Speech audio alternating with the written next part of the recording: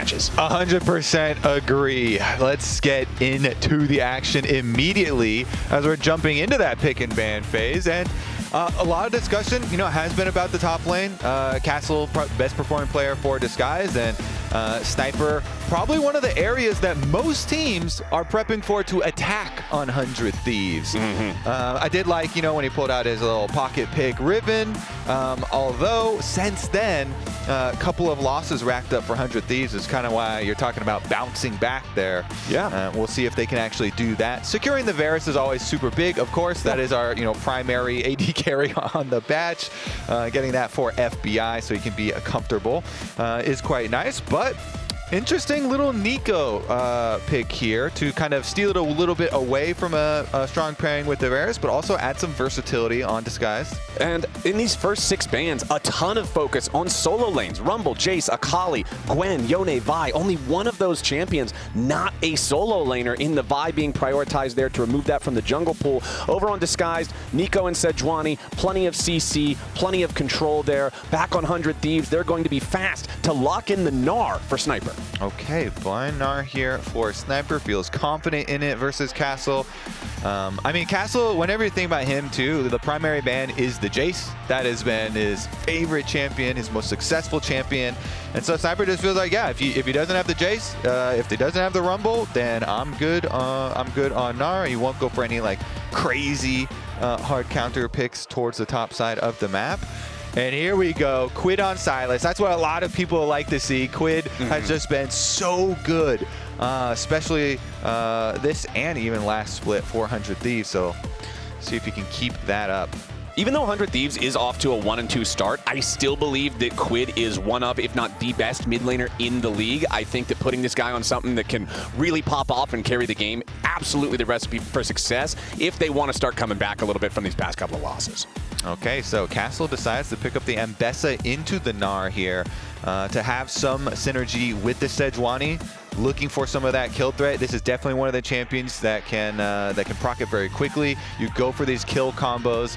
Sejuani can set up Ambessa ultimate really, really nicely. So very dangerous skirmish that Disguise have been able to draft for themselves. Castle and eXyu is one of the pairings everyone's looking at to try and get some footing here in these games for Disguise, and we'll see what the response is. They're going to deny at least the Xin Zhao away from River. Now, you're talking about skirmishing, and I feel like not just with the picks, but I want to see it in their attitude. I want to see it in their play style. I think yesterday we didn't really see Disguise looking for a whole lot of anything on the map. They seemed pretty lost. So hopefully with these types of picks, with this skirmishing style that you're talking about, we'll get to see a more active game out of them. We've got the Nefiri and the Xin Zhao banned out by Disguise, so double jungle ban here in the second half. Over on 100 Thieves, double 80 carry ban, removing that Kalista that's often banned out in the first half of the draft, alongside the Ezreal, keeping that one away from ScaryJerry. Remember that in Disguised's best game so far, the one that they had against FlyQuest, Jerry on that Ezreal certainly had his best performance in the LTA so far. 100% agree, so good denial there again. And we are going to get, it looks like, a couple split push options here. The Ryze has been so popular after the Rod of Ages little mix-up on the build path to allow him to build that a lot easier with the Ruby Crystals, but honestly, I don't know, it's a little bit dangerous. It does gives you a lot of split pushing options for later, but there's so many things that can provide some problems here to arise. So let's see. I mean, the Karma plus the Varus is going to be a strong lane regardless of what ScaryJerry ends up locking in. Yeah. And then Jarvan is definitely one of River's most iconic champs here. Very mobile and definitely can put a lot of threat back there. I mean, the Ryze, I don't know. We'll see if he actually gets a lot of split push done. I mean, remember back when River joined the league a couple of years ago, Jarvan was like the champion for him, right? It was what, like 6 or 7 games of just Jarvan, really popping off on this. I love to see him back on the champ. I think he's great on these really active junglers, on these playmakers. Meanwhile, back over on Disguised, final pick of the draft, the Jhin for ScaryJerry. Okay, and pick is a key word, Flowers, there, because there's a lot of utility from that bottom lane with the Jhin and the Neeko, a lot of CC. But I think that this disguised lineup is going to have to make a lot of picks in this game to actually find success with this composition. 100 Thieves, I mean, you talk about fighting, they love skirmishing, and they have drafted a very, very, very good team fighting team here for themselves. Very comfortable champions. Quite strong lanes as well. I would expect 100 Thieves to try and put a bit more pressure towards mid lane early on with Jarvan ganking for Sylas. That is a dream pairing right there. Jarvan gank for Sylas, especially against something like a Ryze. Meanwhile, we'll see how much value they can get out of this Sejuani plus Ambessa combination. Or if it's just like, hey, we got to play off Jhin and Neeko CC, you know, make this worthwhile. Well, Disguise still looking for that first win of Split 2 here so far. I'm a little bit torn where I stand overall here with the team because I think at the end of week number 1, we definitely saw their best game yet in terms of the matchup against FlyQuest, especially when you consider that most people have FlyQuest as the top team in the league. But then yesterday's game really felt like a regression. They felt really lost. We didn't get to see a whole lot out of them. So I'm hoping today we get a little bit more of that inspired type of play, not the player, but like, you know, the word itself, inspired. that inspired gameplay from Disguise that we got to see against FlyQuest, where they really looked like they had a plan and they were making some moves. All right, well, they're looking like they're going for the invade early, so they've got a plan, Flowers. Okay. And they are making the moves. Let's see it. They're making it moves. As soon as you ask for it, here we go. They go for the invade. Sweeper utilized there by Huhi, and they'll at least get in here for the Raptor ward. Okay, 100 Thieves, though, just walking over top of that ward, placed down by Disguised in the little tiny pixel brush there in the bottom side river.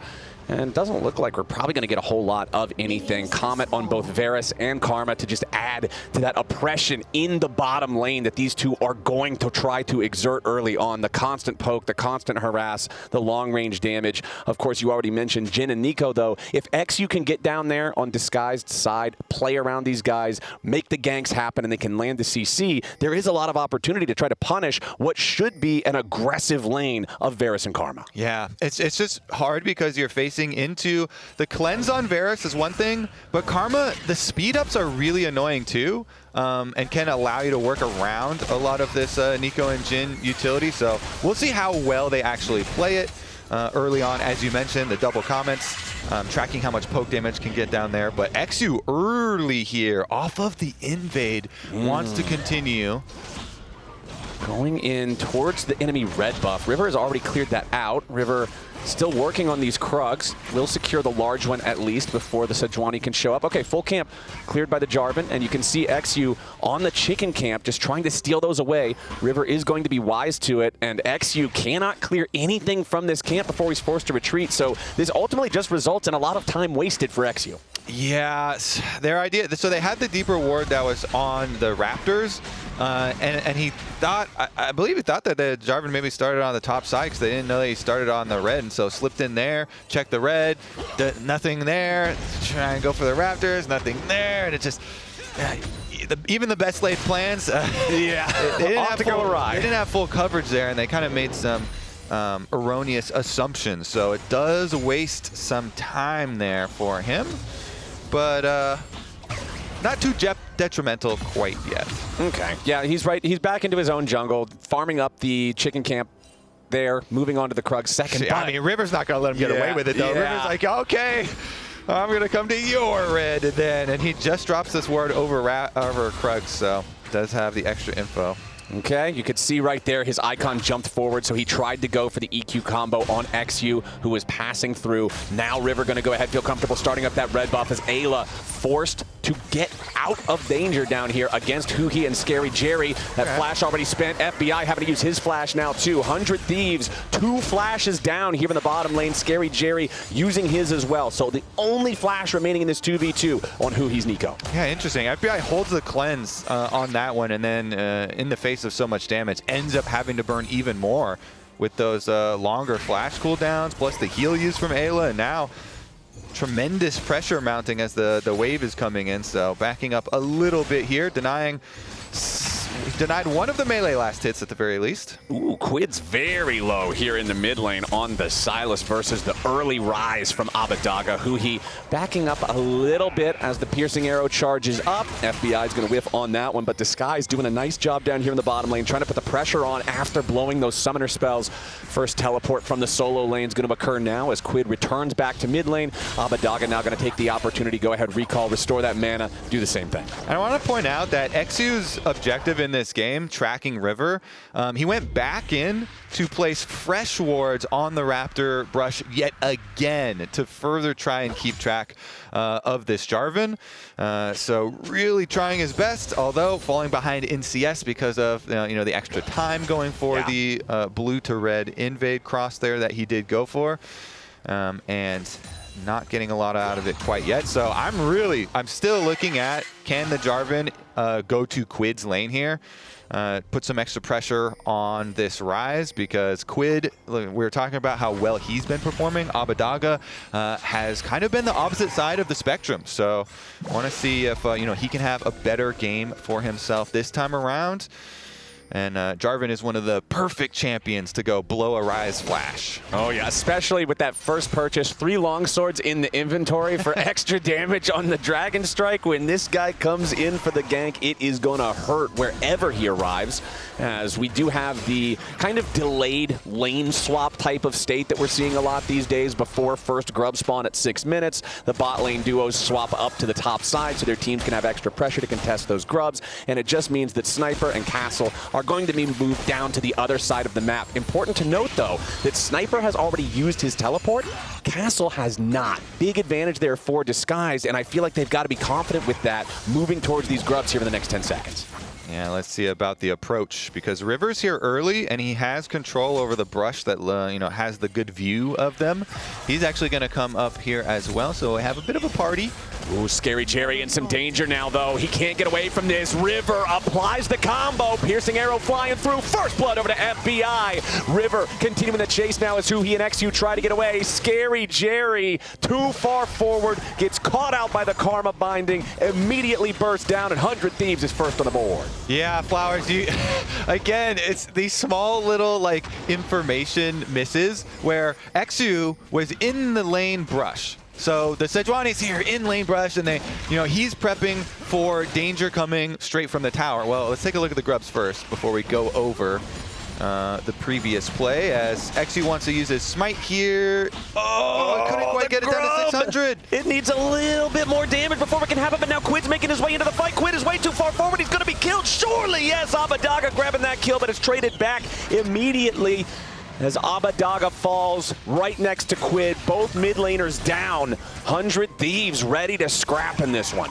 Yeah, running straight into that one. It looks like because of that, though, River and 100 Thieves go right back on these grubs. He doesn't want to have to use his smite on the first one early. Oh, got it. Nicely done there. That's 2-0 on the first set of grubs for 100 Thieves. Can they get this third one? Void grub slain there by ScaryJerry, as Eyla now again using that binding. You got some trouble for River, getting caught out, flashing over the wall to stay alive. Jhin damage, the extra advantage in this smite fight over the last one. It is a key denial, Flowers, getting that grub stolen away denies the progression towards your feats of strength. But still, 100 Thieves with a very good position in this game. Huhi tries to steal away more, but River still able to secure.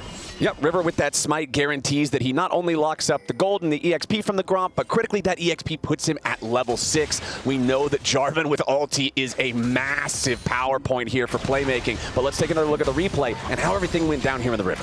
Yeah, so eXyu wanted to try and get this one down to 600 so he could smite it, but Abbedage in the middle of the River, so Quid goes straight for him, but he got rooted up and then followed up there by eXyu, so good kind of CC chain from Disguise, the mid lane and jungle to at least get that kill first, but in the end it was traded right back immediately and Abbedage taken down himself.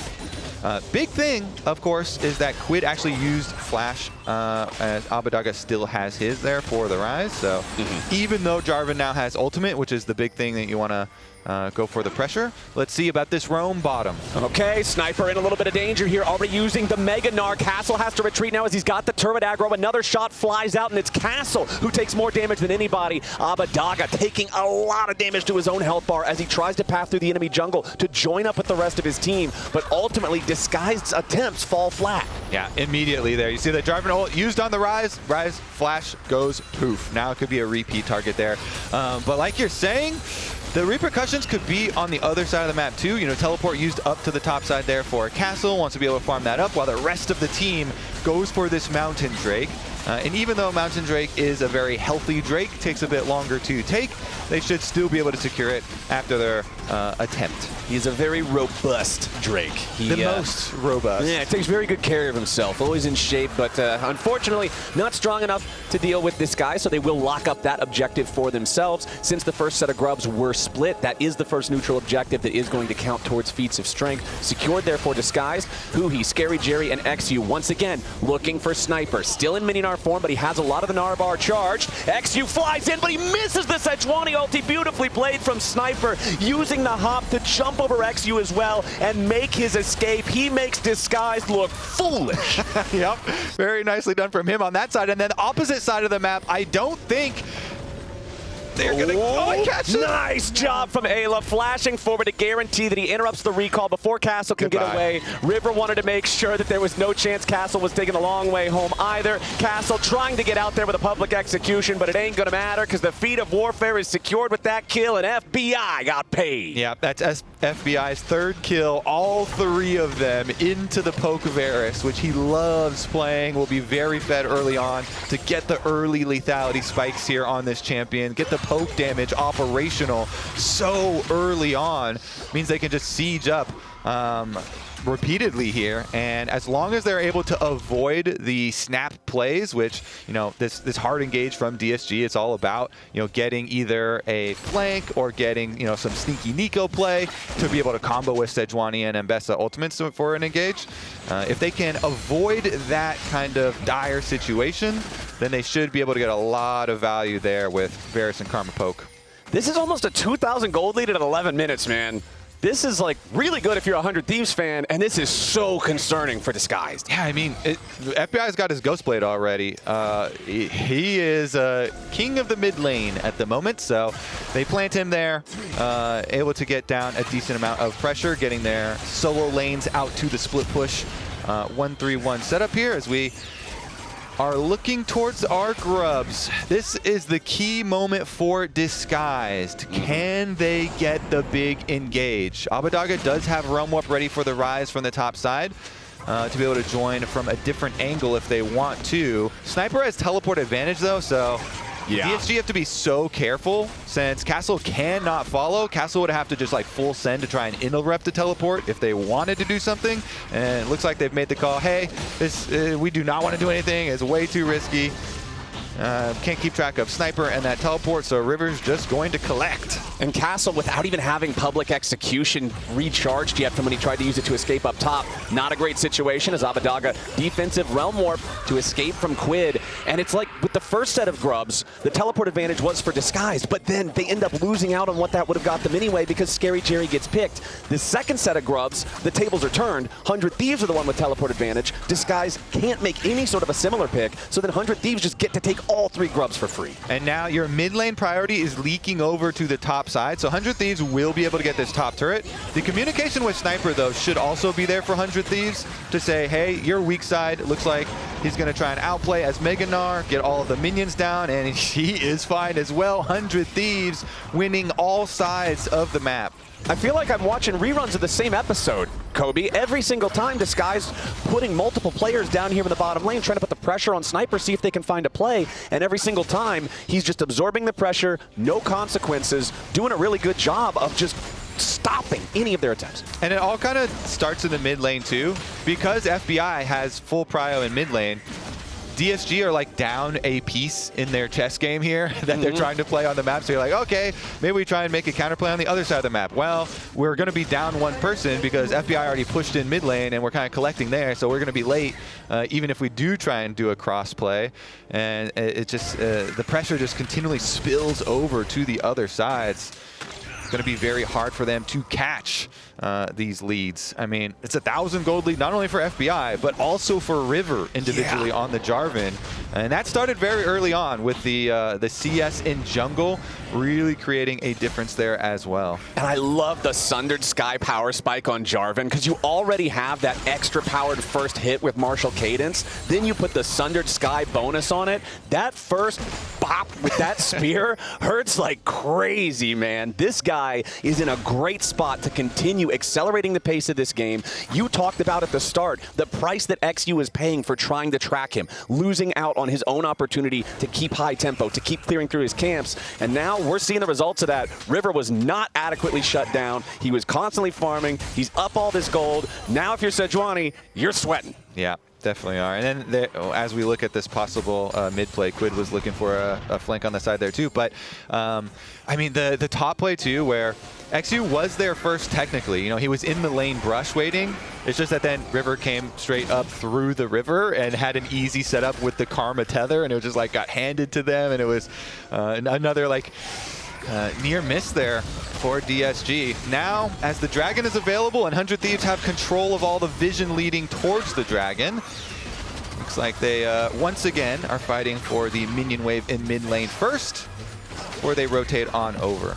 River doing a good job just trying to annoy these guys a little bit, throwing the flag down, getting some vision with that. Now deciding, okay, we've got control, wave is shoved up, let's go ahead and start up the Drake. Sniper's applying the pressure to Abbedage down in the bottom lane at the same time.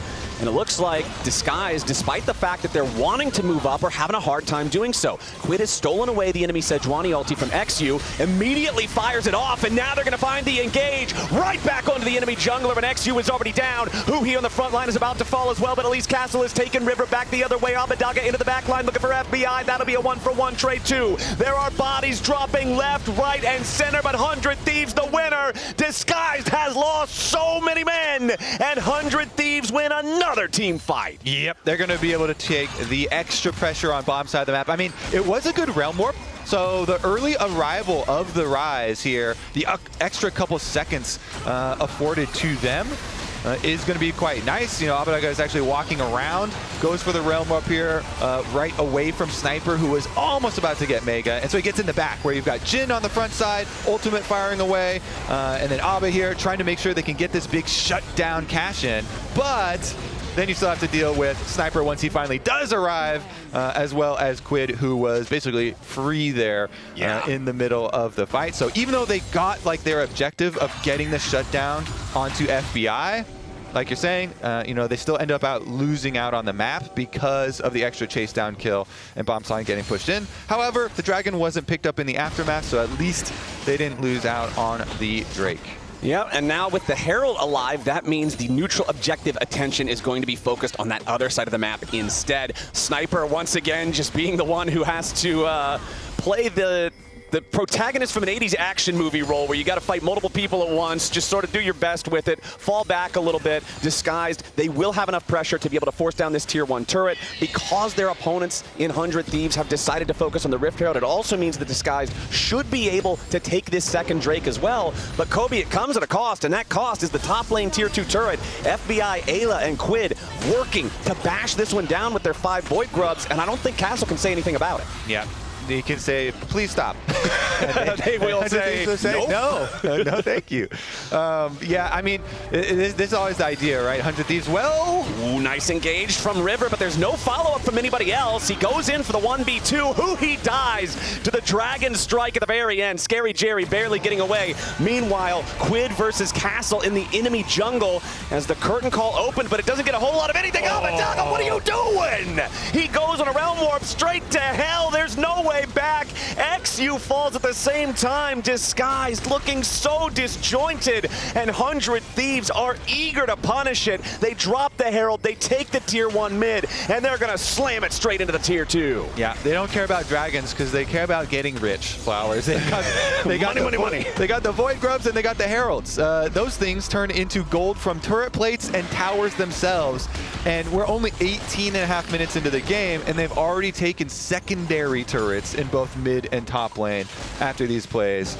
So here's another look at River full sending, gets the double ulti here, locking both Huhi and ScaryJerry up, and Huhi's not going to be able to get out alive. Then you're like, oh, what are they doing here? They're just desperately like looking for some sort of pick. Quid was a really good flash. He dodged away from the Ambessa ultimate. So the Jhin shots go wide, he flashed to the Ambessa ultimate, and Abbedage is like, okay, well, now I'm in deep trouble.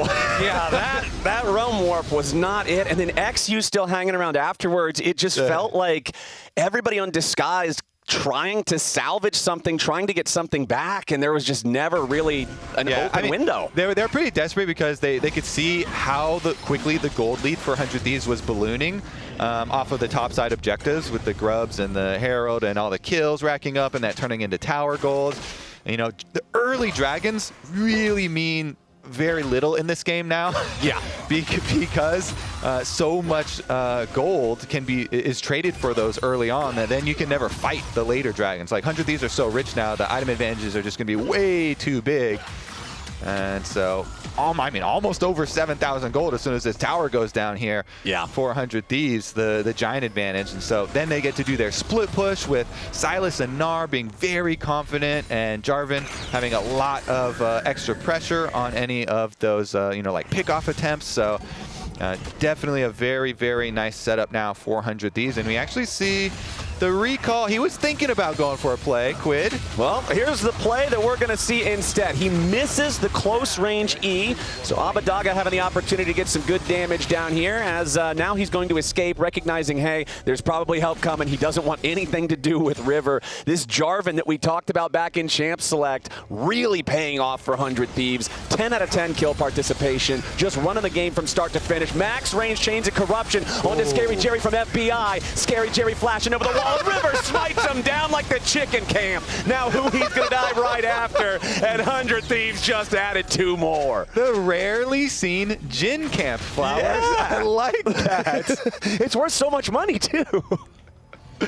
River gets in there, takes his Jhin camp on his full clear, is just going to end it up by the Otacon. Just cycling it, man. Yeah. Just cycling it. And they're right up to the Otacon, immediately ready to jump onto this only a minute after it spawns.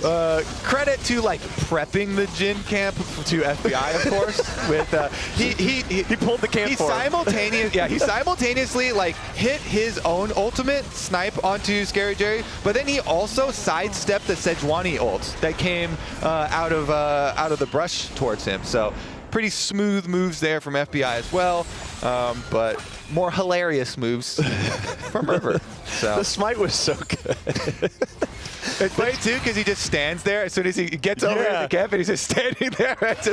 Especially because Jarvan's idle animation is he just stands there with his stick, just waiting, and he just smite the guy down. I don't know about you, but as a jungler, one of my favorite things since they added the ability to smite enemy players is those rare occasions where you do get to kill them with the smite. And that's the key, is it's so rare because it does pitiful damage. Yeah, now.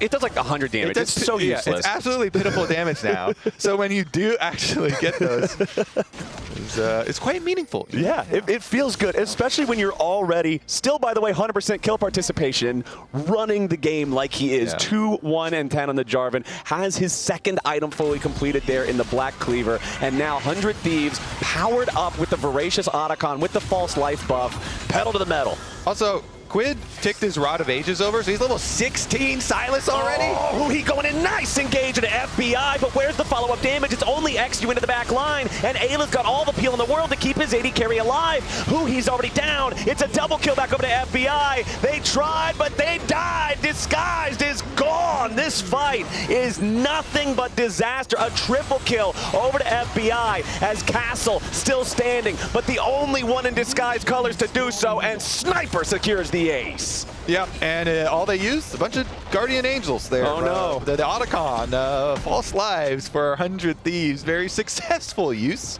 of their Otacon buffs. Nice 11,500 gold lead by 23 minutes. Feels good, man. Easy work for the Thieves in this game. They're angry flowers. I mean, coming into this one, it was definitely only going to go one way. I mean, look at that. It's a level 9 versus a level 16. That is just not fair. Teleport comes in. It does, like, they get at least popping some of these buffs is kind of decent. But, like, I mean, there's all these things like Castle's ultimate there. The Ambessa barely does not reach. And it wasn't able to pick off that one. So, then eventually, at least they end some of those refreshes. But, I mean, both of these teams today we're coming in, you know, off of their kind of back-to-back losses that they had received yesterday and then even last week, also coming in with them. So a lot of stuff here for them to try and clean up, and 100 Thieves looks like they came in a little angry. Yeah, 100 Thieves definitely wanting to even up that win-loss record. You could see River forcing the Realm Warp out of Abbedage there. When your Ryze has to run from the enemy jungler in a 1v1, that Ryze is not set up for the type of split-pushing win condition that you draft him for. Now, not necessarily. It's a little bit of a tough one. Quid also has 10 stacks on his Dark Seal, so I'd like to see a Medjai's upgrade. Yeah, wouldn't you? Get the book. He's got like why not? The like bruisery build here, you know, with the Rod of Ages, with the Riftmaker, and it already has the safety of an arm guard. So like, you're so safe at upgrading that Medjai's. Like, I don't think there's very much risk at all that you're going to lose any pages if you author that book. I agree. I think it's book time. That's the next item that I want to see in Quid's inventory. But FBI did go fishing there with the Chains of Corruption. You saw as they were trying to contest the enemy chicken camp. Yes, they steal the chickens, but the chains just not quite finding the target as 100 Thieves still playing aggressive, moving up, trying to force Disguised back out of their own jungle. The thing is, 100 Thieves, they don't have anything left to take that's not in the enemy base. So Disguised just trying to turtle up and hold the line. Yeah, Baron would be the, that's how you break through that line. And it looks like that is the plan now as River and Sniper started out. Yeah, that Baron looking nice and juicy. They want to take more lives. They want to take more DSG lives. And so they are kind of looking around here for a pick. Well, Eyla and FBI are just running interference, keeping eXyu away. The Sejuani Baron steal is kind of like the only last prayer for the dying here for Disguise, but Quid and FBI stepping up. eXyu wants to go in after the enemy Varus, but he ain't gonna find him. Castles into the back line, but so much damage already onto Huhi, and Sniper is on a rampage as FBI flashes over the wall to get away from the Ambessa, but a beautiful shot from ScaryJerry shuts him down. Abbedage escapes with the Realm Warp, but Sniper is still waiting. Nice engage coming out from River, locking him up in the Cataclysm, and Abbedage finally gonna fall. Sniper going unstoppable. It's another one dead on Disguise's side. It's still, though, one of the better trades they could have asked for. Yes, they still lose 2 in exchange for 1, but FBI had a bounty. Castle trying to take the tier 1 turret now, at least get something back. Quid stealing away the public execution. Nice sidestep there from Castle to make sure that he gets away, but Sniper is here to cut off his escape route. Jumps right back over him to guarantee there's no trade kill. Yep, there's no way he's getting that turret, but they're scrambling. You know, DSG trying to scramble here, even though they're so far down. Do like the attempts at least to create some action here. You know, they're not going down without a fight. They scrap it out here through the jungle. At least they were able to kill FBI again, who had re-achieved a new bounty.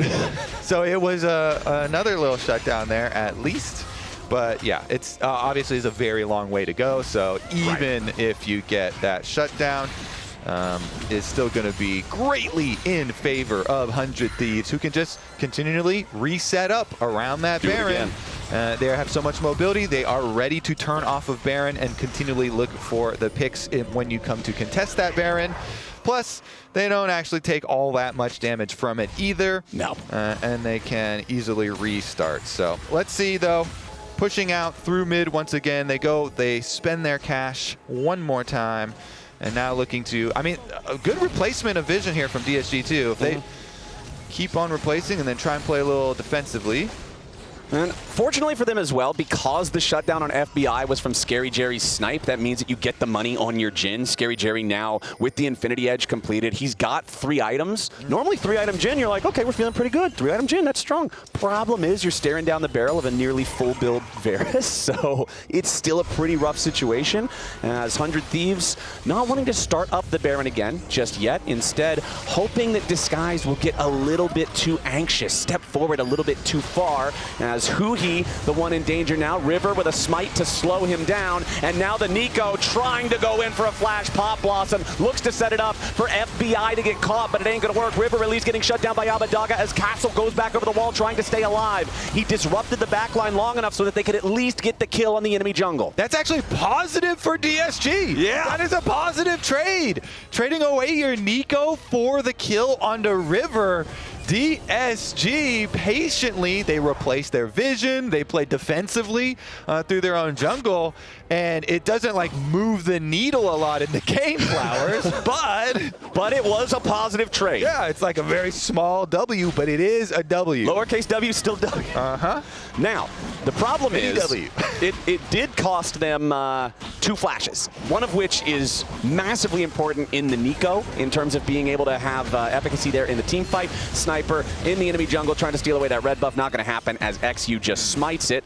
Quid is in the other side of the enemy jungle. Looking around here, is going to spy out that Jhin trap. I think you're right. I think I'm going to even downgrade that. It's not even W anymore. Oh, those flashes actually just... they matter a lot. They matter even more. They matter a lot. Can't even get the sorry, micro. buddy. Can't even get the micro W. I'm sorry, man. It's one of those like you shrink the font down to like the smallest. Like, we're doing the vision test. I can't even see it anymore. Yeah. You're trying to read the bottom line of the chart. He's on the run. Huhi. There's no flash to try to get away from this. Quid, though, is going to get stopped, at least for a little bit, by eXyu. Steals away the Sejuani ulti. Disguise scrambling to protect their support, get him out of danger. Meanwhile, Sniper just going to solo out another Ocean Drake. So 100 Thieves now tied at 2 Drakes to 2.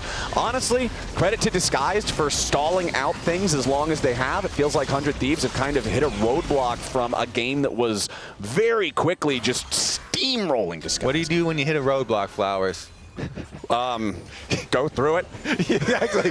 That'll start Baron. Just start up Baron. Just drive through the thing. It looks like what 100 Thieves is about to try and do here and now. eXyu wants to get in there and look to contest it, but instead, Quid running interference. Huhi goes into the back, trying to stop the Baron attempt as eXyu is likely going to get killed here. Nice Mega Gnar into the wall, comes out from Sniper. He's going godlike. The Baron's about to drop as they might get 1 kill back. Sniper trying to get away from it, but he is shut down ultimately by Castle, who will fall to FBI.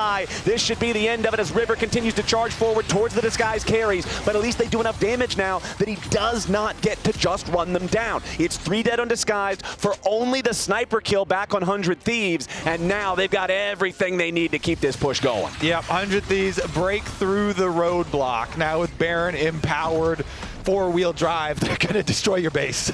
And there it is, Quid knocking down that top lane tier 3. FBI and Eyla will take out mid lane inhibitor at the same time. So 1 dead inhib, 1 exposed inhib, and we've got the minion wave pushing up the bottom lane as well. Disguised, at least they're respawning now before any more damage happens to the base, but still 4 out of 5 players on 100 Thieves with the Baron buff. They're gonna reset. They've still got this for the next couple of minutes. You know that this next push is probably the end of the game.